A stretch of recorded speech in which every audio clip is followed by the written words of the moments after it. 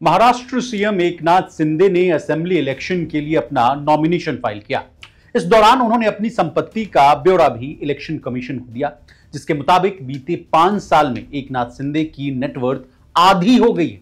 अब एकनाथ शिंदे के पास कितनी संपत्ति है, पत्नी के पास क्या क्या है, सोना चांदी और तो और कर्जा कितना है इन लोगों के पास, बताएंगे सब कुछ आज की इस डिटेल रिपोर्ट में। नमस्कार, आप देख रहे हैं लोकमत हिंदी और मैं हूं आपके साथ विशाल शर्मा। सबसे पहले सीएम शिंदे की इनकम कितनी है, इससे कहानी की शुरुआत करते हैं। महाराष्ट्र के मुख्यमंत्री एकनाथ शिंदे ने अपने चुनावी हलफनामे में जानकारी दी है कि उनकी इनकम 2018-19 की तुलना में 2023-24 में लगभग 50% घट गई है। अब इस बात को आंकड़ों से समझिए। बिजनेस टुडे की रिपोर्ट के अनुसार फाइनेंशियल ईयर 2023-24 के दौरान एकनाथ शिंदे की आय 34,81,135 रुपए रही, जो फाइनेंशियल ईयर 2018-19 में 61,841 रुपए थी। हालांकि इस दौरान उनकी पत्नी की आय 9,94,096 रुपए से बढ़कर 15,83,972 रुपए हो गई। यानी सीएम साहब की पत्नी की इनकम 5 साल में 59% बढ़ गई है। अब कितना है कैश एकनाथ शिंदे के पास, ये भी जानिए। महाराष्ट्र के मुख्यमंत्री एकनाथ शिंदे ने चुनावी हलफनामे में बताया कि उनके पास 26,000 रुपए कैश है, जबकि उनकी पत्नी के पास 2 लाख रुपए की नकदी है। सीएम एकनाथ शिंदे ने 1.44 करोड़ रुपए और उनकी पत्नी ने 7.77 करोड़ रुपए का इन्वेस्टमेंट किया है।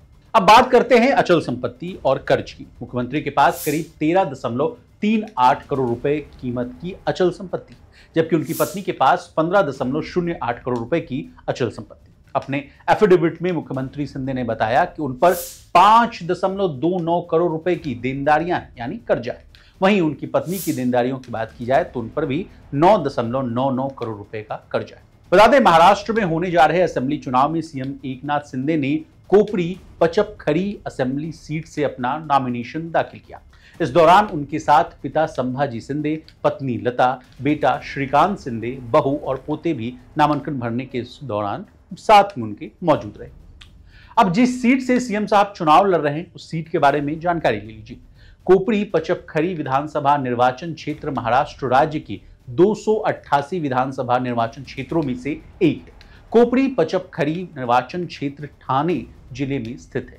कोपरी पचपखरी ठाणे जिले में मीरा भयंदर, ओवला, मजीवाड़ा, ठाणे, एरोली और बेलापुर जैसे 5 अन्य विधानसभा क्षेत्र के साथ ठाणे लोकसभा निर्वाचन क्षेत्र का हिस्सा है। 2019 के महाराष्ट्र विधानसभा चुनाव में इस सीट से एकनाथ शिंदे जीते थे। 2014 चुनाव में भी एकनाथ शिंदे ने 1 लाख वोटों से जीत हासिल की थी।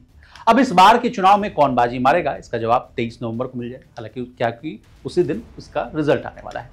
अब कौन है एकनाथ शिंदे, ये जानिए। एकनाथ शिंदे का जन्म पश्चिम महाराष्ट्र के सतारा जिले के एक किसान परिवार में हुआ था। उनका परिवार नौकरी और कामकाज के लिए ठाणे चला गया था। शिंदे ने जवानी के दिनों में ऑटो रिक्शा भी चलाया। इसके बाद वह मजदूरों के नेता बने और 1980 के दशक में बाला साहेब ठाकरे से प्रभावित होकर शिवसेना में शामिल हो गए। एकनाथ शिंदे आनंद दीघे को अपना राजनीतिक गुरु मानते हैं। ठाणे नगर निगम और विधानसभा से होते हुए वो देवेंद्र फडणवीस वाली सरकार में मंत्री रहे और अब मुख्यमंत्री की कुर्सी तक पहुंचे। एकनाथ शिंदे के समर्थक कहते हैं कि शिंदे ने ही बाला साहेब ठाकरे के हिंदुत्व को सही मायनों में अपनाया। वो उद्धव ठाकरे के 2019 के विधानसभा चुनाव के बाद एनसीपी और कांग्रेस के साथ गठबंधन करने के फैसले से नाराज थे और यही वजह है कि शिवसेना में बगावत शुरू हो। शिंदे समर्थकों का कहना है कि एकनाथ शिंदे का महाराष्ट्र के लोगों से सीधा जुड़ाव, चाहे वे गांव के लोग हों या फिर शहर के। निश्चित रूप से एकनाथ शिंदे महायुति के सबसे बड़े नेता हैं और पिछले 2.5 सालों में उन्होंने सरकार और संगठन के बीच अपनी पकड़ को काफी मजबूत किया। अब हमने आपको महाराष्ट्र की कोपरी पचपखरी विधानसभा सीट एकनाथ शिंदे के बारे में तमाम जानकारियां दी। आपको हमारी ये रिपोर्ट कैसे लगी, कमेंट करके जरूर बताइएगा।